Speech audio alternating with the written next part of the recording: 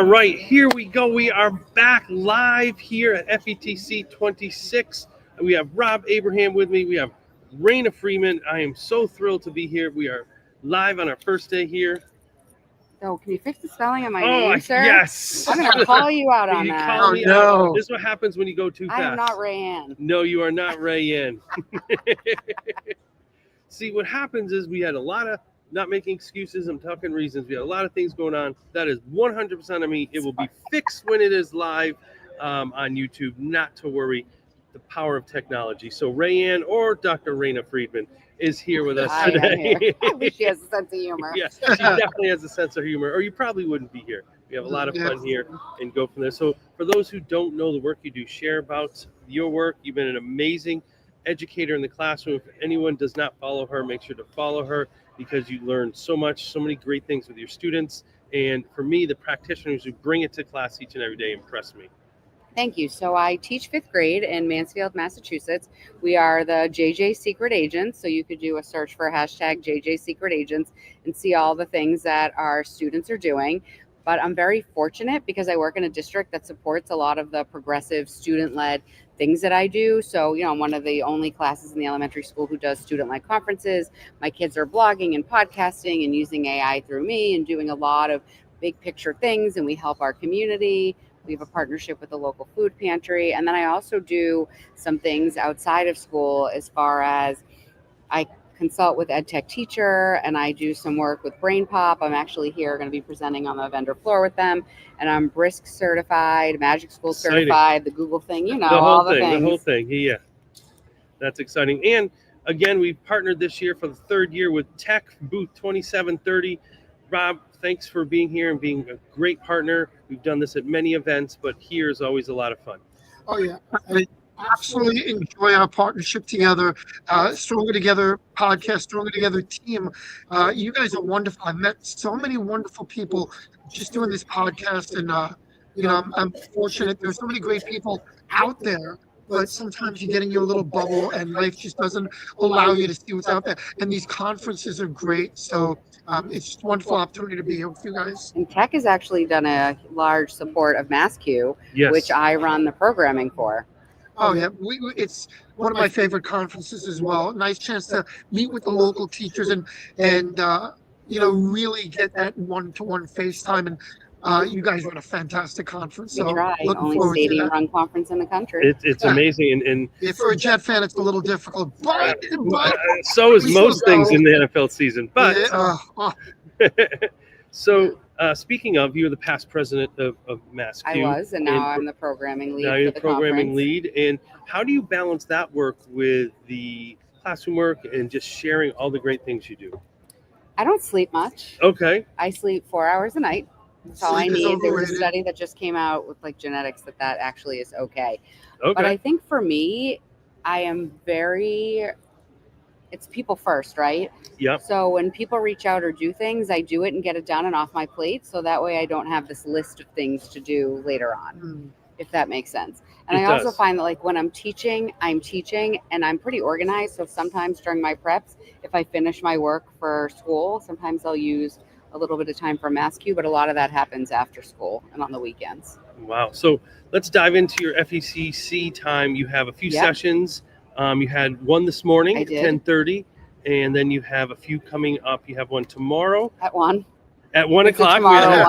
Not today. Equipping elementary classrooms with AI that works. Make sure to check that out. And then Access by Design on Tuesday at 2 o'clock. Talk a little bit about the session that you did this morning and then the upcoming sessions. Yep. So this morning I did a workshop called Lassoing Student Voice, coaching kids to speak up and lead their learning. And I provided educators who came with 3 different ways that they could really promote student voice in their classroom. One is through having kids blog. Another was having them podcast. And another was through what we call discovery quests or DQs, where kids pick a really big question to answer and then teach their classmates through some method, whether it's a slide deck, an experiment, a conversation, and I assess on presentation skills. And then I actually had 4 students come in via Google Meet. Oh, really? Yeah, to talk to the audience about the projects and the things they've done and what they've learned. So we did do that this morning. It was great. That's exciting. I mean, Bottom line is I was a teacher. I taught elementary school for 10 years in New York City, but we're going back like 30 years for this. Education has changed a lot. I mean, the days of the textbooks and the worksheets, while they still serve somewhat of a purpose, kids benefit so much from more interactive and engaging projects, project-based learning activities, and just different types of things. And it sounds like what you're doing is absolutely perfect. Yeah, right and now. everything we're doing is through tools that are, approved by the school and that are also, I guess, easy to use. So for example, with the podcast, I was telling people that I used to have, the fancy mics and all the Sure. things and used to egg crate the walls. And now we use a Chromebook and Screencastify And just and go then with we it. export the audio That's from the awesome. video. Yeah. So it's so easy. And And I think Screencastify, we were saying, if even with a free account, Yep. offers 5 minutes of video. That's great. Which a podcast shouldn't be longer than that. Yeah, and I think this one will be a little longer because I want to learn about you. That's but okay. I mean, for a kid. I know, not I know, these. I know. Educator ones. 100%. But I think the important part about that is no matter where you are, you can get some of this done. And I think Yes. you must see that in the classroom, that the kids are resilient. They want Yes. to learn this. And if it is, they don't know what's the fanciest mic all the time. They don't No. know what they need. They just want to create. How have you seen students create in the work that you do?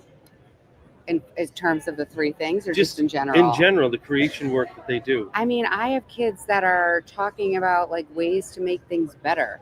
Whether it's there's too many potholes in the street, right? So I'm going to Mhm. blog about it, and then I'm going to come up with a solution for the local select board, Amazing. and then go talk to them. I mean, it's just they realize through some of these things that they have a voice that matters and that they can make change. I mean, some of them, they love Lego, right? Sure. So they're making all kinds of things with Lego that solve problems that they have. I mean, this is where their minds are. Yeah. But we're also dealing with the video game culture, right? So you want them to sort of Yep. also Very stop, true.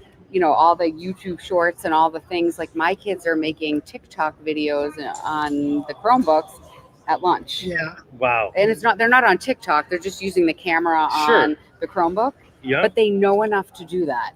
Yeah. It's meeting them at knowledge that they already have. Kids are so influenced by influencers, and the idea of having them become creators Yep. in a meaningful way, it meets them at technology that they're using on a personal level. And when you bring that together, it like the light bulb goes on. Yeah, absolutely. So where do you go? Because you share a lot, you bring a lot to Yep. your classroom. Where do you go to take in this learning? Well, I'm here. Well, besides here, Yes, yes. So I'm here. You go to these events and take So it I all go in. to a lot of events. I mean, I've also gone to other school systems in Massachusetts and talked to Okay. teachers there, right? We have a pretty big network. So I feel very grateful for that. I've done a lot of things with MassQ. I mean, I'll be at ISTE back here in June. EdTech teachers doing an AI summit Okay. in April, which is great. So that way I can not only share but learn. Okay. So a lot of things, and I'll be honest with your audience, that I have to foot the bill, right? No Sure. one is sending me here, so I either have to budget and save money to come, or FETC is great because if you present, you don't have to pay the fee. Sure. ISTE gives you a discount. Mhm. MassQ is free. Excellent. EdTech teachers free if you present. So that's I like presenting and I like sharing, but it also allows me to have some of these opportunities. So you got to do the work to get to the work. No, absolutely. And I love learning, and we're better to learn. Absolutely. So, we ask everybody that Yep. comes on this podcast our standard question, but it really is a meaningful question because it everybody's giving similar answers, but with their own little flair to it. Yep. When you hear the term "stronger together," what does that make you think of? Oh, you really want me to answer that? I Yeah. do. My Of answer course is we going to do. be very different. Okay. Fine. Okay, so in 2019, I was diagnosed with stage 3B colon cancer, and Stronger Together and Everything We Got were the taglines that people used that were supporting me through Amazing. my cancer journey. So when you say Stronger Together, I actually think of the community that stood behind me when I really needed one. That is excellent. And I That's think a good answer. everyone has their own interpretation. I think it means something different to everyone. And for you, that's obviously an important time and an important collaboration with all the people that were helping Yeah, you the out. village was my EdTech village in my school community, actually. That's great to hear. Yep. So thanks for taking the time to stop Thanks by. for You have a having session me. at 1 tomorrow, in case you I do didn't know. tomorrow, not today. It's just for the viewers at home. They called me and told me I was not at my 1 o'clock session, but they called the wrong person. Oh boy. So thanks for stopping by. Thank you for having me as always, Matt. And And thank you, Rob. We'll be my here pleasure. live again tomorrow at 8:30. We have a couple of virtual sessions, virtual interviews coming up now, and then we'll be live here starting at 8:30 tomorrow. And then the vendor floor will be open, and Rob's got to get back to work. Yeah. Well, thank you, and continue to tune in, and have a great FETC, everybody.